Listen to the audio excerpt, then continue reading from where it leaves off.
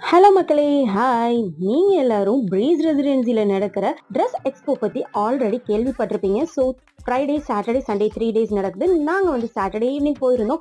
இந்த எக்ஸ்போ பத்தி சொல்லணும் அப்படின்னீங்கன்னா செம்ம வேஸ்ட்டுங்க.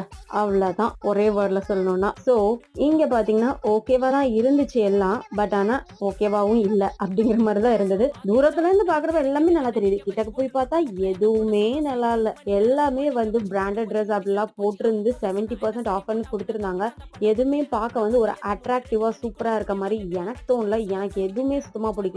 சரி, என் ஹஸ்பண்ட்க்கு மென் சைட் போய் பார்க்கலாம்னா அவங்களுக்கும் எதுவுமே பிடிக்கல அப்படின்ட்டாங்க. சரி, சிக்குக்கு ஏதாச்சும் வாங்கலான்னு பார்த்தா அவனுக்கும் எதுவுமே செட் ஆகலைங்க. அதுலயும் பாத்தீங்கன்னா எல்லாத்துக்குள்ள ஆஃபர் இல்லைங்க. ஒன்லி அந்த காமிச்சு குர்த்தி இல்லைங்களா, ஐரோலா அண்ட் டபிள்யூ பிராண்ட் இதுக்கு மட்டும் தான் 70% ஆஃபர். பாக்கி எல்லாத்துமே பிரைஸ் ரேஞ்ச் கொஞ்சம் கூடயா தான் தெரிஞ்சது.